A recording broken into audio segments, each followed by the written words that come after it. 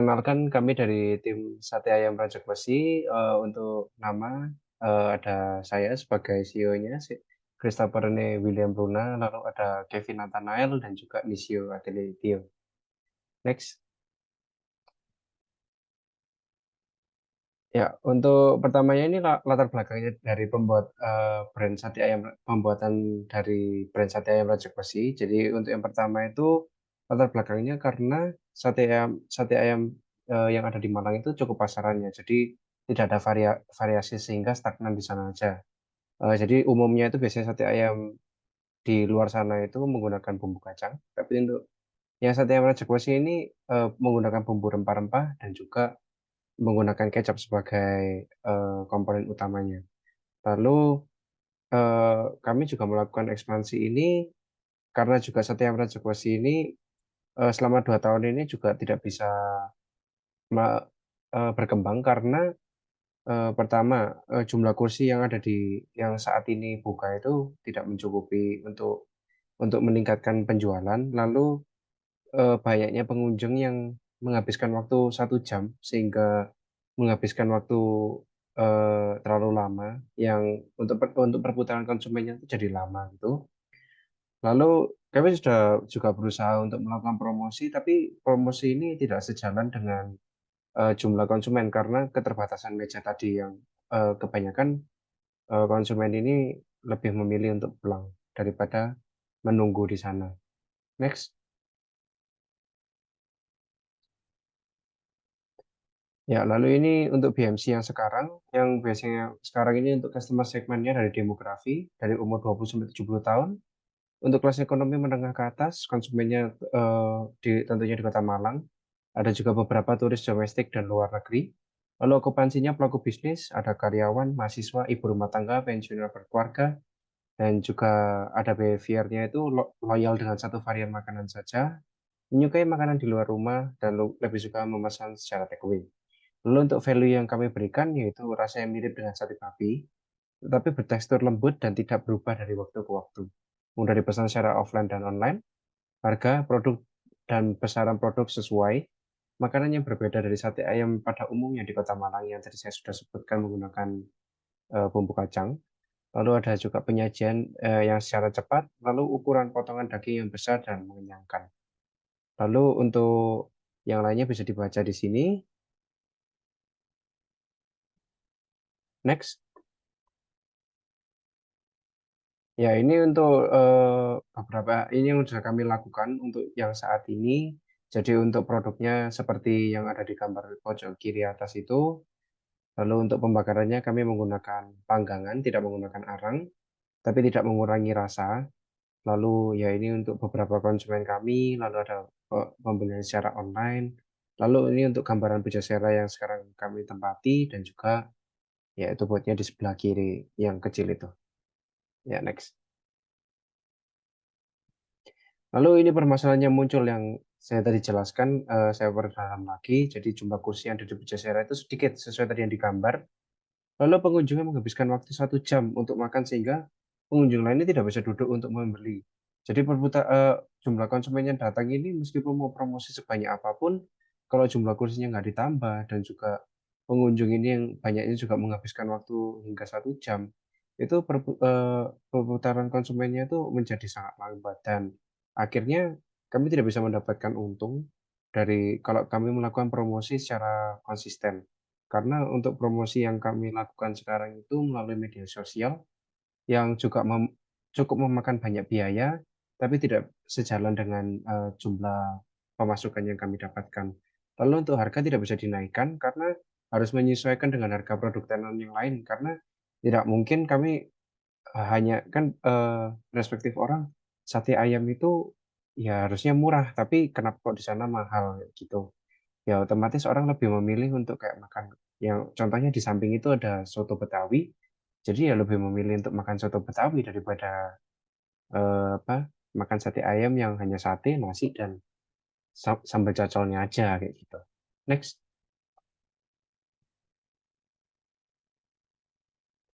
Ya, ini untuk yang sekarang ini kami melakukan ekspansi ke Food Court Matos yang di lantai yang di bawah itu. Lalu untuk pertimbangannya sebagai berikut. Itu ada keuangan Raja Wali saat ini mencukupi untuk membuka gerai di Matos dan produk sudah lama diterima di pasar karena ya kami sudah memulai duluan di Pujasera di Jalan Boring nomor 3 dan ternyata cukup banyak yang bukan cukup banyak, memang sebagian besar orang menyukainya. Lalu untuk di Matos itu juga ramai pengunjung mulai dari anak muda hingga keluarga sehingga kami bisa memperluas pasar kami. Lalu ada tipe pengunjung Matos yang match dengan konsumen Raja Kosi saat ini, hanya perlu menyesuaikan untuk bisa menjangkau beberapa konsumen anak muda yang lebih baik. Lalu jumlah meja dan kursi yang banyak yang pada saat itu kami hitung terdapat 74 meja, lalu terdapat 218 kursi. Lalu tenan yang tersedia di food court Matos lantai atas sudah habis, jadi kami tidak bisa menggunakan yang di atas. Lalu untuk biaya sewa tenan di food court Matos lantai bawah ini lebih murah, dan kami mendapatkan fasilitas yang lebih lengkap tersedia oleh pihak manajemen Matos seperti ada saluran buang gas, saluran air, dan saluran pembuangan air. Dibandingkan dengan tempat lain seperti Kayu Tangan Heritage dan mall lain seperti mall. Next. Ya, berikut ini adalah BMC yang baru untuk yang di Matos. Yang warna biru itu yang kami lakukan perubahannya. Seperti di demografi ada usianya kami perluas menjadi 15 sampai 50 tahun. Lalu untuk psikografinya itu aktivitasnya belanja, jalan-jalan, nonton film, dan nongkrong. Lalu untuk behaviornya itu ada yang ingin makanan yang tidak itu-itu saja, lalu menyukai promo pada e-commerce, mencari makan setelah bekerja atau sekolah dan kuliah. Lalu untuk channelnya otomatis ganti di Gerai Sate Ayam Raja Wesi Food Court Matos. Lalu untuk penyajiannya kami menyajikannya menarik dan packaging Grab and Go yang nanti akan kami tunjukkan. Lalu ada gerai pelayanan yang menyenangkan dan menarik, gerai menarik dan e-catching. Lalu untuk yang lainnya bisa dibaca sesuai di BMC yang ini. Next.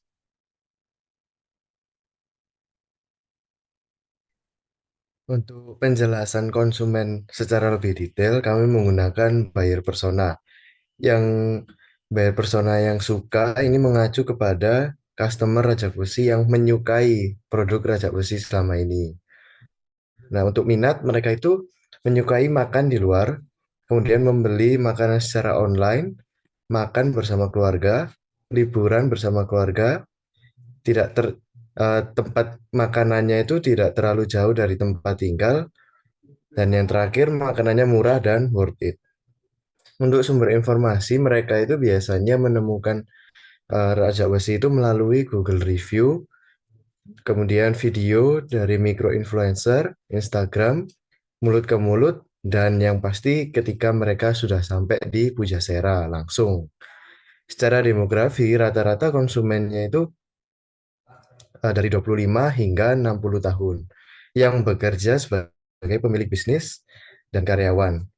Rata-rata dari Malang. Untuk kelas ekonominya, mereka menengah ke atas. Dan yang terakhir, sebagian kecil itu ada turis dari luar kota dan mancanegara. Nah, tujuan mereka mencari makanan hingga menemukan Raja Besi itu hal yang melatar belakangi adalah mereka itu mencari suasana baru, kemudian mereka ingin makan bersama keluarga, mencari makan malam, kemudian bertemu dengan teman lama, kemudian nongkrong bersama teman, dan yang terakhir mencari makanan rekomendasi dari sosial media. Nah, dari pengalaman selama 2 tahun ini muncul pain, yaitu makanan terlalu jauh dengan tempat tinggal. Kemudian menginginkan makanan yang berbeda, makanan yang terlalu mahal dan tidak sesuai porsi, dan yang terakhir gerai lain itu terkadang kotor dan tak terawat.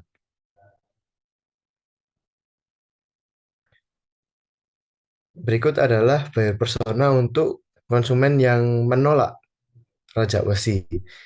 Untuk minat, sumber informasi, demografi, tujuan itu rata-rata sama. Yang berbeda itu di pain. Nah, kalau orang yang menolak itu ada 3 faktor. Yang pertama karena mereka tidak menyukai sate ayam yang terlalu berminyak atau yang terlalu juicy. Jadi lebih suka yang kering gitu. Yang kedua, mereka tidak menyukai tekstur yang lembek. Dan yang terakhir, mereka tidak menyukai makanan yang terlalu berbumbu kuat. Oke, Berikut adalah penjelasan detail mengenai produk sate ayam Raja Besi di Matos. Untuk nanti di Matos itu tetap mempertahankan wujud dan resep dari sate yang sudah ada. Karena yang selama ini sudah diterima, jadi ya dipertahankan saja. Namun, karena kita pindah ke Matos, ya tentu saja ada beberapa perubahan pada penyajian dan gerai. Nah, perubahan ini kami terinspirasi dari beberapa pain point yang terbagi ke dalam 3 tahap. Nah, tahap pertama itu waktu konsumen itu melakukan purchasing, pembelian. Nah, biasanya awal-awal itu pada saat pembelian mereka itu melihat kebersihan peralatan dan tempat memasak itu tidak terjamin. Kemudian gerai atau gerobak yang digunakan itu terkesan kuno dan yang terakhir menghasilkan banyak asap. Nah, waktu mereka sudah beli dan mereka makan satenya, itu kondimennya sudah tercampur pertama. Kedua, makan harus sambil duduk dengan sendok, garpu, dan piring. Jadi ya nggak bisa sambil melakukan hal yang lain. Dan yang terakhir, itu sulit dibawa kemana-mana. Sedangkan tujuan tujuan awal orang ke Matos itu kan untuk berbelanja jalan-jalan. Tapi harus waktunya habis di makan sate itu, makan makanan di gerai lain juga. Kemudian setelah selesai makan, masuk ke pembuangan. Nah, setelah makan itu biasanya berantakan di piring dan akhirnya menimbulkan citra yang buruk terhadap brand. Nah, dari banyaknya pinpoint ini kita membuat pain reliever, yaitu kebersihannya terjamin. Kemudian gerainya itu didesain kekinian dan menghasilkan sedikit asap. Nah, untuk produknya kita ada penyesuaian, yaitu kondimennya kita terpisah. Jadi sesuai konsumen mau seberapa banyak bisa diatur. Kemudian bisa makan sambil jalan-jalan karena kami menyediakan kemasan grab and go yang bisa dibawa kemana-mana dengan mudah.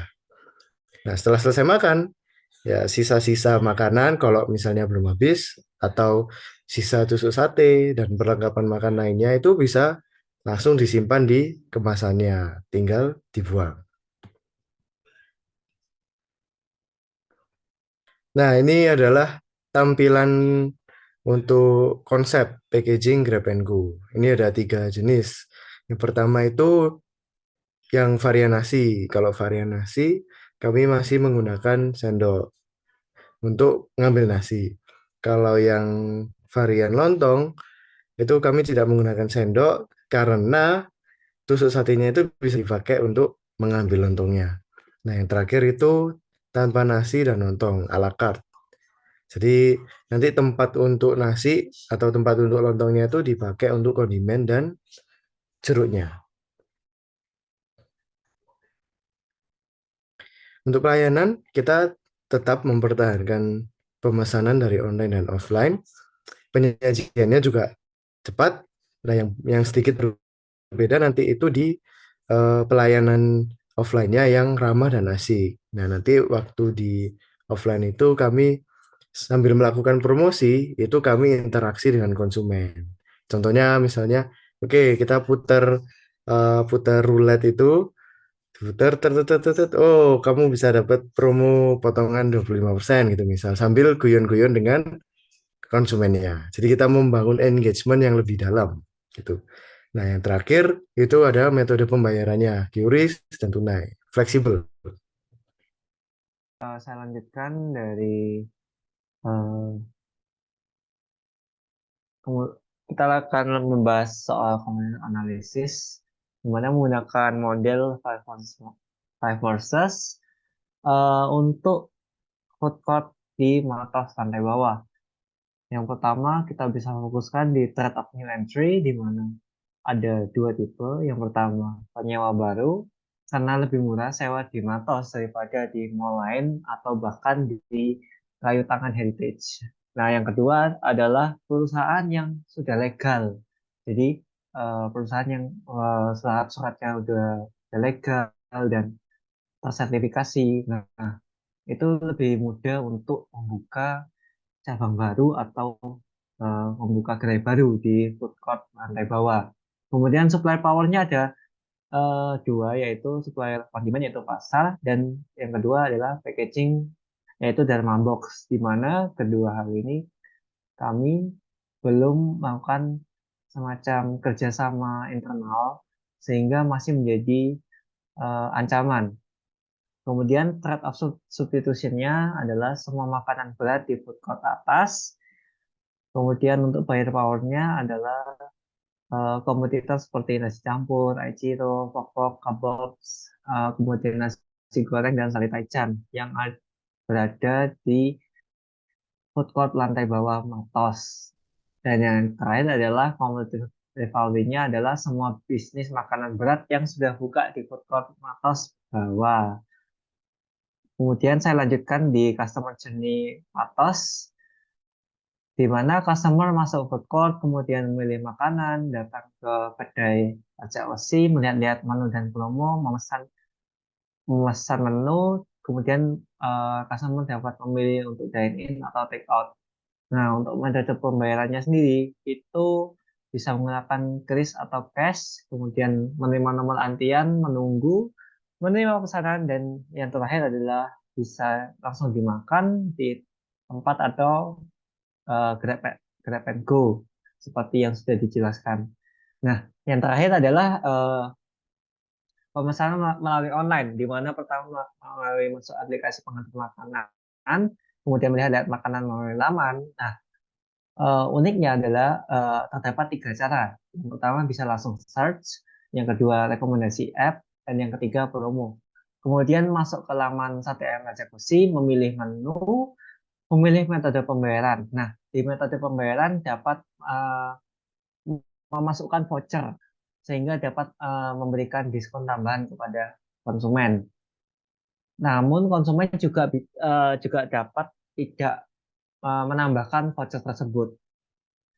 Kemudian dapat membayar pesanan tersebut, kemudian menunggu pesanan dibuat gerai, lalu pesanan jadi, dan kurir menjemput hingga mengantar pesanan ke alamat konsumen. Hingga yang terakhir adalah konsumen menikmati makanan sate ayam Raja Kosi dengan senyum. Ya, sebagai tambahan untuk timelinenya, kami akan pada 10 Oktober 2023 sampai 30 Januari 2024. Goal itu yang ingin kami capai adalah selama 3 bulan ini mempersiapkan seluruh keperluan dalam membuka gerai food court di Matos, lantai dasar, mulai dari seperti desain gerai, logo, modal, hingga seluruh SOP dan sistem operasional lainnya. Untuk mencapai goal tersebut, kami melakukan tentunya persiapan, kebutuhan modal melalui penghasilan sate ayam resekuensi yang ada di Puring, lalu mempersiapkan sistem operasional seperti persiapan SOP, book of knowledge, dan prototype, dan lain-lain. Lalu ada mempersiapkan karyawan, hiring, training, legalitas, lalu memenuhi dokumen syarat dan ketentuan untuk membuka booth di Matos. Lalu desain 3D gerai dan keperluan visual lainnya, lalu ada desain logo, legalitas hak cipta seperti resep dan logo, penyesuaian ketersediaan modal. Nanti untuk legalitas ini akan kami sesuaikan dulu. Lalu ada pembelian packaging dan keperluan lainnya untuk operasional, lalu pembangunan tempat produksi. Lalu untuk 1 Februari 2024 sampai 30 Februari 2024, selama 1 bulan itu, kami akan membangun dan training karyawan seperti dapur, kasir, dan pelayanannya. Lalu ada buka di Matos setelah pembangunan, mengawasi kegiatan operasional karyawan yang nanti waktunya akan ditentukan. Lalu ada membangun ulang sosial media Instagram, karena sebelumnya kami sudah memiliki sosial media ini, cuma masih belum bisa berkembang karena memang tidak ada yang mengolahnya, kekurangan sumber daya manusianya. Lalu untuk mendaftar di e-commerce seperti Shopee Food, GrabFood, dan GoFood. Lalu mendaftar di QRIS untuk pembayaran online, dan kami baru bisa untuk mendaftarkan QRIS ini ketika Sate Ayam Raja Kuas ini sudah dibuka di Matos. Lalu melakukan promosi melalui micro influencer dan Instagram. Lalu melakukan pencatatan terhadap kesalahan atau permasalahan sistem operasional yang dibuat. Lalu untuk beberapa bulan ke depan, kami hanya perlu melakukan problem solving yang terjadi. Misalnya mungkin ada problem lainnya seperti mungkin SOP yang tidak jalan, maka kami akan menyesuaikan untuk timeline berikutnya. Apa yang kami akan lakukan, gitu. Ya. Sekian presentasi yang dapat kami ajukan. Terima kasih. Mohon maaf apabila ada salah kata.